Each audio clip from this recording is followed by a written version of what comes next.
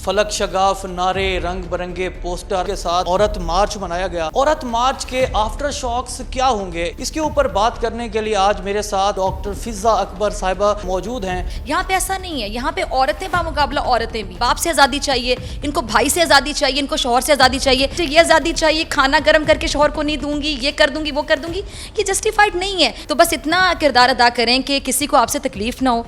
अगर आप किसी के लिए कुछ अच्छा नहीं कर सकते हैं तो किसी के लिए बुरा भी ना करें। सब्सक्राइब करें और बेल दबाएं ताकि कोई खबर रह न जाए। अस्सलाम वालेकुम, आप देख रहे हैं बोल बज़ और मैं हूं सैयद अली रज़ा। फलक शगाफ नारे रंग बिरंगे पोस्टर और चिंगाड़ते हुए नारों के साथ आज औरत मार्च मनाया गया। औरत मार्च के आफ्टर शॉक्स क्या होंगे, इस बस जो औरत मार्च मनाया गया, सोशल मीडिया के ऊपर उसको किस तरह रेट किया गया, इलेक्ट्रॉनिक मीडिया ने उसको कैसे कवर किया, कहा यह गया, लेटर ये जारी हुआ कि औरत मार्च के ताबूत में आखिरी कील ठोंका जाए। और अब ये जो औरत मार्च है ये एक ऐसी रिवायत बन चुकी है जो कि एक बेहुदा रिवायत है। इसके ऊपर बात करने के लिए आज मेरे साथ जो शख्सियत मौजूद हैं, इनके अल्फाज मरहम भी हैं, इनके अल्फाज ज़ख़म भी हैं। ये जब भी बोलती हैं तो जज्बात का एक तलातुम बर्पा कर देती हैं। पाकिस्तान की बहुत मारूफ लेडी हैं सिनफ़े आहन डॉक्टर फिजा अकबर साहिबा, वक्त देने का बहुत शुक्रिया। कैसी हैं आप? मैं बिल्कुल ठीक हूँ। आपकी उर्दू से मैं बहुत मुतासिर हूँ माशाल्लाह, और आपने इतनी मेरी तारीफ़ कर दी, शायद इतनी नहीं बनती थी। यानी थैंक यू सो मच। बहुत शुक्रिया, आप इस काबिल हैं। डॉक्टर साहिबा, औरत मार्च हमेशा मुतनाज़ बन जाता है, क्यों? अच्छा, औरत मार्च मुतनाज़ इसलिए बन जाता है कि एक तो हमने ये औरत मार्च जब भी होता है ये औरतों के हकूक़ के हवाले से होता है। जब भी ये दिन आता है औरतों के हकूक़, उनके राइट्स, औरतों को हक है अपने राइट्स के लिए लड़ने का। पहली बात है कि लड़ने की नौबत कब आती है, जब राइट्स नहीं मिल रहे होते। अगर आपको खाना मिल रहा है तो आप खाने के लिए बाहर सड़कों पर नहीं आएंगे कि मुझे रोटी दें। आप रोटी का मुतालबा तब करेंगे जब आपको रोटी नहीं दी जा रही होगी। लेकिन ये मुतनाज़ इसलिए बन जाता है कि यहाँ पर सिर्फ एक होता है कि मर्द बामुकाबला औरत, यहाँ पे ऐसा नहीं है। यहाँ पे औरतें बामुकाबला औरतें भी हैं। अभी जैसा मैंने अभी प्रोग्राम किया उसमें एक खातून औरत मार्च के हक़ में बात कर रही, दूसरी खातून ही हैं जो उसके अगेंस्ट बात कर रही हैं। अब क्यों कर रही हैं? औरत मार्च में औरतों के राइट्स के हवाले से बात होनी चाहिए, जिन औरतों के साथ जुल्म होता है, वाकई तशद्दुद होता है, उनके बारे में बात होनी चाहिए। लेकिन हमारे यहाँ अफसोस के साथ मैं कहूँगी कि औरत मार्च की आड़ लेकर कुछ लोग इस तरह की बातें कर रहे हैं जो वाकई हमारे माशरे में एक्सेप्टेबल नहीं। फॉर औरत ही यहाँ करूँगी, खुल के बात करूंगी। अब आप देखें कि हमारे यहाँ औरत मार्च में नारे क्या लग रहे हैं। अच्छा, मेरा जिससे मेरी मर्जी, उसके बारे में मैं ज़रा बताना चाहूँगी कि मेरा जिससे मेरी मर्जी का जो नारा है उसको बड़ा मुतनाज़े करके पेश किया गया। कुछ नारे ऐसे होते हैं जिनको ज़ूम आइनी कह दिया जाता है, जिनके 4-5 मतलब निकाल दिए जाते हैं। ये बेसिकली नारा यहाँ से आया था कि जी अगर एक खातून है वो हर साल एक बच्चा नहीं पैदा करना चाहती, या वो एबॉर्शन करवाना चाहती है, या वो नहीं चाहती कि वो हर साल बच्चे पैदा करे, उसका जिस्म उसकी मर्जी। लेकिन इसको लोगों ने पता नहीं क्या क्या कनेक्ट कर दिया कि ये जिस्म है, ये पता नहीं क्या करना चाहती है। असल तर्जुमा इसका ये है, चेंज कर दिया, ठीक है। अच्छा, दूसरी बात उसमें और भी बहुत सी चीज़ें आ जाती हैं, लोगों ने इसको खैर बहुत ज़्यादा गलत कर दिया। अच्छा, अब औरत मार्च में जो बातें हो रही होती हैं कि जी बैठ गई सही से, जब हमारे बड़े होंगे, कोई जिस सुसर फिर रहे हैं घर में या बड़े जेठ हैं, तो हम उनको देख के वैसे ही अपनी चादर थोड़ी ठीक कर लेंगे या अपने आप को थोड़ा बेहतर कर लेंगे।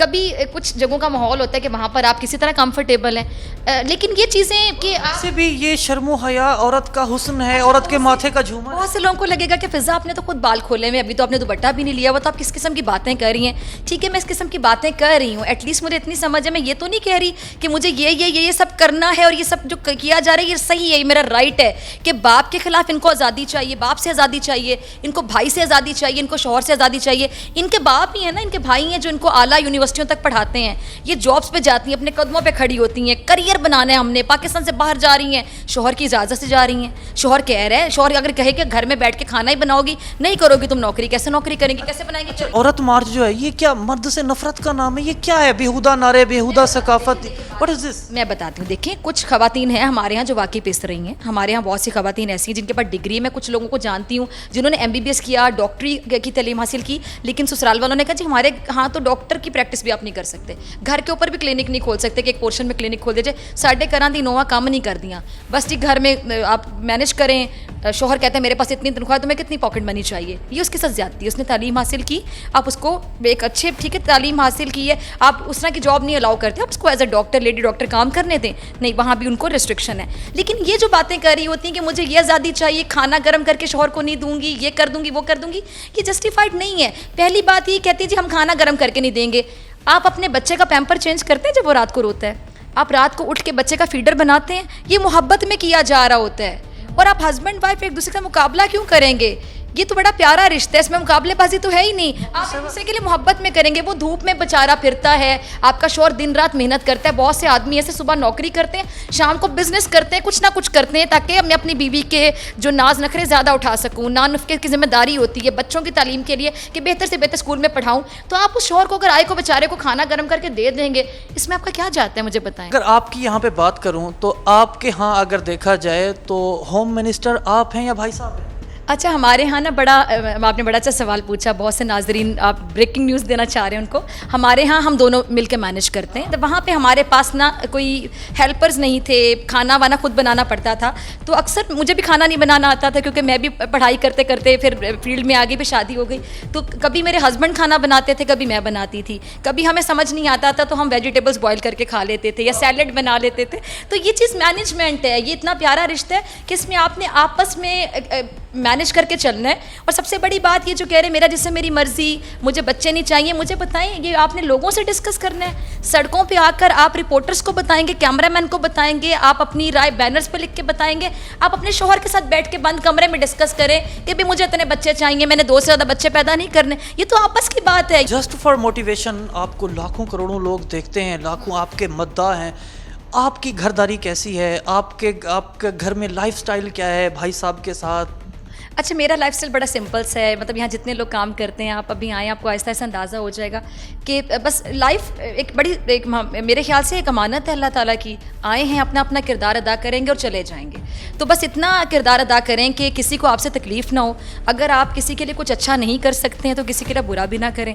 अगर मैं खाना नहीं ज़्यादा अच्छा बना सकती या मैं घर के कामों में इतनी इन्वॉल्व नहीं रहती हूँ, लेकिन एटलीस्ट मैं मैनेज करवा लेती हूँ। मैं मतलब जो हेल्पर्स हैं या मेड्स हैं उनको कहती हूँ कि ऐसे कर लें बेटा, टेबल लगा दें, ये कर दें, भाई को ये पसंद है ये बना दें, जूस बना दें, सैलेड काट दें। थोड़ा बहुत खुद भी कर लेती हूँ। भाई साहब के नखरे आप उठाती हैं, भाई साहब ज़्यादा नखरे आपके उठाते हैं? ये वैसे ये भी म्यूचुअल ही है ना कि कभी वो उठा लेते हैं, कभी मैं उठाती। गाड़ी के 2 पहिए हैं, तो आप ये समझ लें कि अगर एक टायर में हवा कम हो जाएगी तो वो आपको तंग करेगा ना, तो आप दूसरा टायर से मैनेज करने की कोशिश करेंगे। तो आपका ये मैनेजमेंट है कि कभी उनको गुस्सा है तो आप मीठे हो जाएं, आपको गुस्सा आता है वो थोड़ी ठंड। डॉक्टर फ़िज़ा अकबर का जो एक्सपोजर है, डॉक्टर फ़िज़ा अकबर जो देखती हैं, आपके नज़दीक औरत मार्च की जो असल डेफिनेशन है वो क्या है? क्योंकि ये ख़वातीन के आलमी दिन के हवाले से ये दिन मनाया जाता है। ख़वातीन को खिराज तहसीन पेश करने के लिए औरत को मसनद इज़्ज़त तो रसूल आज़म सल्लल्लाहु अलैहि वसल्लम ने दी।